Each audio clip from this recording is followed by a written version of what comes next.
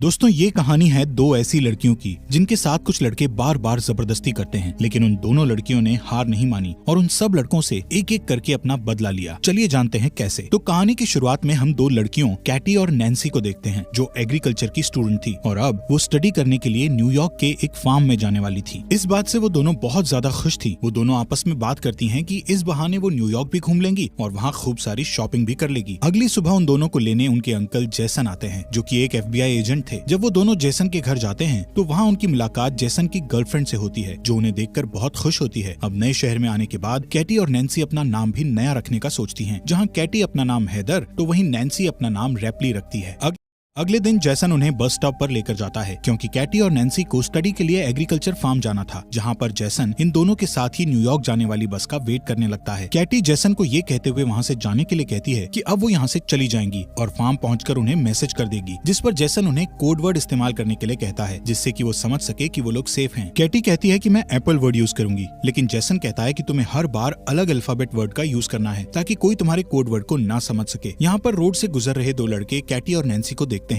जैसन के यहाँ से जाने के बाद कैटी और नैन्सी एक रेस्टोरेंट में कॉफी पीने जाते हैं, जहाँ पर वो लड़के भी आ जाते हैं जो उन्हें कुछ देर पहले देख कर गए थे। इनका नाम जेड और ल्यूकस था। वो दोनों कैटी और नैन्सी से बातचीत करने लगते हैं। यहाँ पर कैटी और नैन्सी उनको अपना नाम हैदर और रेपली बताती हैं। कैटी उन्हें बताती है कि हम न्यूयॉर्क के एग्रीकल्चर फार्म में स्टडी के लिए जा रही हैं, जिस पर जेड उन्हें कहता है कि हम भी उधर ही जा रहे हैं, अगर तुम आना चाहो तो आ सकती हो, हम तुम्हें फार्म तक छोड़ देंगे। लेकिन कैटी उन्हें उनके साथ जाने से मना कर देती है और जब जेड और ल्यूकस वहाँ से जाने ही वाले होते हैं तो नैन्सी कैटी को उनके साथ जाने के लिए मना लेती है और वो दोनों उनके साथ चली जाती है। यहाँ से वो दोनों कैटी और नैन्सी को फार्म न ले जाकर अपने घर ले जाते हैं जो कि एक जंगल के एकदम पास था। ये देखकर कैटी और नैन्सी थोड़ा घबरा जाती है और उन्हें तुरंत फार्म जाने के लिए कहती है। तभी घर से जेड और ल्यूकस की मॉम आती है जो उन्हें बड़े ही प्यार से चाय पीने के लिए कहती है और उन्हें बताती है कि इसके बाद जेड और ल्यूकस तुम्हें फार्म छोड़ देंगे। अब जब वो दोनों चाय पी रही थी तभी कैटी के पास उनके अंकल जेसन का मैसेज आता है, जिस पर कैटी उन्हें कोड वर्ड एप्पल लिखकर रिप्लाई कर देती है, जिससे जेसन समझता है कि वो दोनों सेफली फार्म पहुंच चुकी हैं। वहीं इधर ल्यूकस की मॉम उनको कुछ खाने के लिए देती हैं, जिसे खाते ही कैटी और नैन्सी को नशा चढ़ने लगता है क्योंकि उस खाने में ड्रग्स मिला हुआ था, जिससे वो दोनों समझ जाती है कि उनके साथ कुछ गलत किया जा रहा है। इसलिए वो दोनों वहाँ से भागने की कोशिश करती है, लेकिन थोड़ी दूर जाकर वो बेहोश होकर नीचे गिर जाती है, जिसके बाद जेड और ल्यूकस उन्हें उठाकर वापस अपने घर में ले जाते हैं। अगले दिन जब उन्हें होश आता है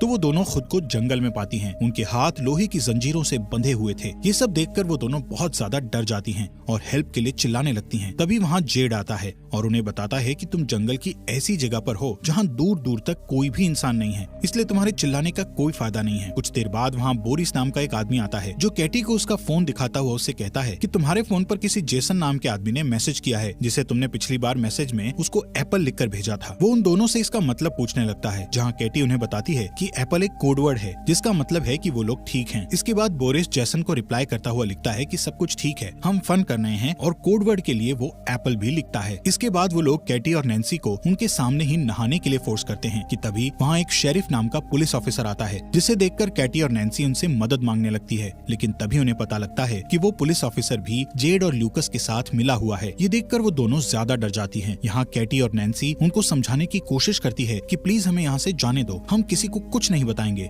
लेकिन वो लोग उनकी एक नहीं सुनते। वो पुलिस वाला वाइग्रा की गोली खाता है और अपने लिए कैटी को चूज करता है। इसके बाद हम उस पुलिस ऑफिसर को कैटी के कंटेनर से बाहर आते देखते हैं, जिससे हमें पता लगता है कि उसने कैटी के साथ जबरदस्ती किया है। वहीं दूसरी ओर हम जेसन को देखते हैं, जिसको कैटी और नैन्सी की बहुत चिंता हो रही है क्योंकि कैटी ने मैसेज में एप्पल वर्ड को दोबारा इस्तेमाल किया था। वहीं उधर वो लोग कैटी के कंटेनर में एक सन की नशेड़ी आदमी को भेजते हैं जो उसके पेट पर जलती हुई सिगरेट लगा देता है, जिससे कैटी जोर जोर से चीखने लगती है। इसके बाद वो कैटी के साथ जबरदस्ती करता है। यहाँ पर ये सभी लोग हैवानियत की सारी हदें पार कर चुके थे। ये लोग कैटी और नैन्सी से जबरदस्ती धंधा करवा रहे थे। वहीं जेसन कैटी और नैन्सी के बारे में पता लगाने के लिए न्यूयॉर्क एग्रीकल्चर फार्म पर कॉल करते हैं, तो उन्हें वहाँ से पता चलता है कि वो दोनों तो एक बार भी यहाँ नहीं आई हैं। यहाँ पर जेसन समझता है कि वो दोनों किसी बड़ी मुसीबत में हैं, इसलिए वो तुरंत उनको ढूंढने के लिए निकल जाता है। वहीं कैटी और नैन्सी के साथ और भी ज्यादा बुरा हो रहा था क्योंकि अब जो अगला कस्टमर था उसके आने से पहले जेड और ल्यूकस उन दोनों के मुंह पर मास्क पहना देते हैं और वो कस्टमर भी एक पिग वाला मास्क पहन लेता है। इसके बाद जेड और ल्यूकस उस कस्टमर को कैटी और नैन्सी के चेहरे से मास्क उतारकर उस कस्टमर को उनके चेहरे दिखाता है। कैटी और नैन्सी उस पिग मास्क वाले आदमी को देखकर और भी ज्यादा डर गई थी। यहाँ पर वो बंदा नैन्सी को चूज करता है और उसे कंटेनर में ले जाकर उसके साथ जबरदस्ती करता है। उसके जाने के बाद जब कैटी नैन्सी के पास जाती है तो वो देखती है कि नैन्सी की हालत बहुत ज्यादा खराब हो गई है। वहीं दूसरी साइड जेसन पुलिस स्टेशन पहुंचता है और वहाँ पर उसे वही पुलिस ऑफिसर मिलता है जिसने कैटी के साथ जबरदस्ती की थी। जेसन उसे कैटी और नैन्सी के किडनैप के बारे में बताता हुआ कहता है कि वो भी एक FBI एजेंट है। जिस पर वो पुलिस ऑफिसर जेसन से पूछता है कि आपको कैसे पता कि वो दोनों किडनैप हुई हैं? जिस पर जेसन उससे कहता है कि उसने अपनी भतीजी कैटी को एक कोड वर्ड एक बार ही इस्तेमाल करने के लिए कहा था, लेकिन कैटी ने एक ही कोड वर्ड को दोबारा इस्तेमाल किया है। वहीं जंगल में बोरिस को ये सारी खबर उस पुलिस ऑफिसर ने दे दी थी कि कैटी के अंकल एक FBI एजेंट हैं और कैटी ने हम लोगों को उस कोड वर्ड के बारे में गलत इन्फॉर्मेशन दी थी। बोरिस जेड को कैटी के कंटेनर से थोड़ा दूर ले जाकर उससे बात करता है कि इन दोनों लड़कियों को जल्द से जल्द ठिकाने लगाना होगा वरना हम मुसीबत में पड़ सकते हैं। वो जेड को कहता है कि हमें शहर से आने वाली नई लड़कियों को भी पकड़ना है। कैटी अपने कंटेनर के पास खड़ी होकर चुपके से उनकी ये सब बातें सुन रही थी। इसके बाद बोरिस कैटी के कंटेनर में जाकर उसके साथ जबरदस्ती करता है। दूसरी ओर जेसन भी रेस्टोरेंट में पहुंचता है जहाँ पर कैटी और नैन्सी को वो दोनों लड़के मिले थे। जेसन वहीं काम कर रहे एक आदमी से कैटी और नैन्सी के बारे में पूछता है जहाँ वो आदमी उसे बोरिस की गाड़ी के बारे में बताता है।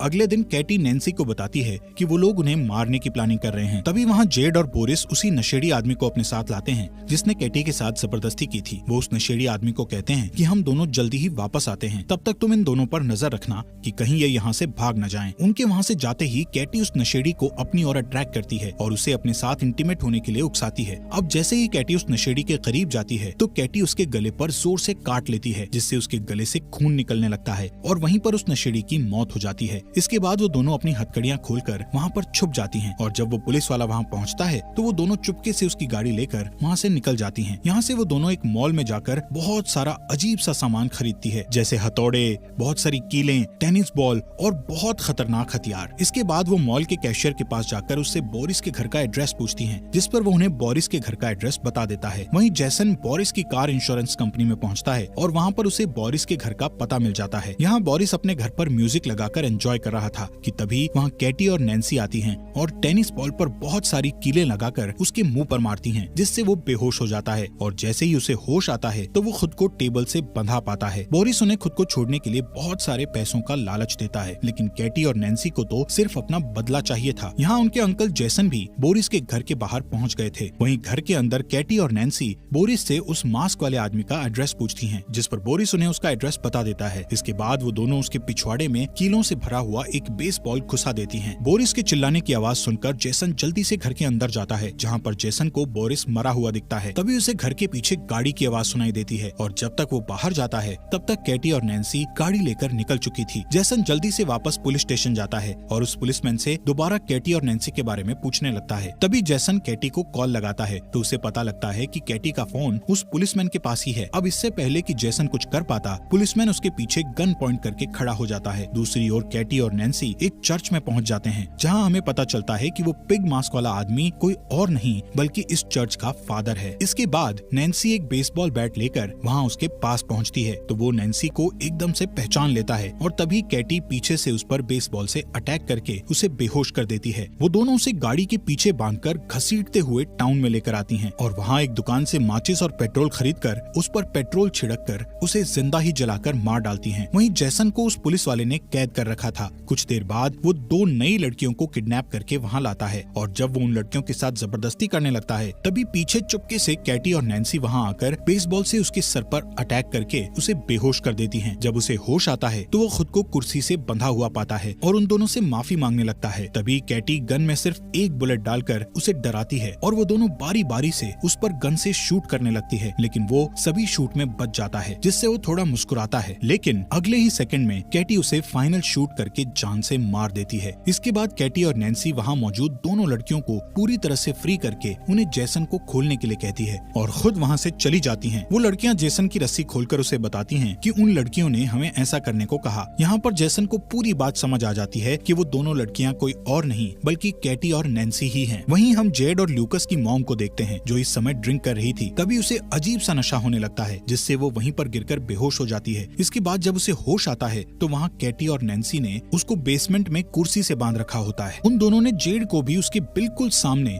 वहीं पर बांध रखा था। यहाँ पर कैटी और नैन्सी जेड को उसकी मॉम की आंखों के सामने ही बेसबॉल मारकर नीचे गिरा देती हैं और फिर दोनों दोनों बेसबॉल बैट से मारते हुए उसे जान से मार देती हैं, जिससे उसकी मॉम जोर जोर से रोने लगती है। फिर वो उसकी मॉम को ल्यूकस के पास लेकर जाती है, जहाँ वो ल्यूकस के हाथ में बेसबॉल बैट देकर उसकी ही मॉम को उसे मारने के लिए कहती है और उसे धमकाती है कि अगर तुमने ऐसा नहीं किया तो हम तुम्हें गोली मार देंगे। लेकिन ल्यूकस ऐसा नहीं कर पाता, जिससे नैन्सी उसे गन से शूट करके मार डालती है। इसके बाद वो उसी गन को साफ करके ल्यूकस के हाथ में पकड़ा देती है, जिससे कि पुलिस को लगे कि वो लोग आपस में ही लड़कर मर गए हैं। इसके बाद उनकी मॉम कैटी और नैन्सी को कहती है कि अगर तुम मुझे नहीं मारोगे तो मैं तुम्हें बहुत सारे पैसे दे सकती हूँ। उसकी बात सुनकर कैटी और नैन्सी बहुत हंसती है और फिर कैटी एक कटिंग मशीन से उसका धड़ उसकी बॉडी से अलग कर देती है। कुछ दिनों बाद जैसन कैटी और नैन्सी के घर जाता है, जहाँ पर हम देखते हैं कि कैटी और नैन्सी दोबारा से न्यूयॉर्क एग्रीकल्चर फार्म में अपने अंकल जैसन के साथ जा रही थी और फाइनली वो न्यूयॉर्क एग्रीकल्चर फार्म में पहुँच जाती है। दोस्तों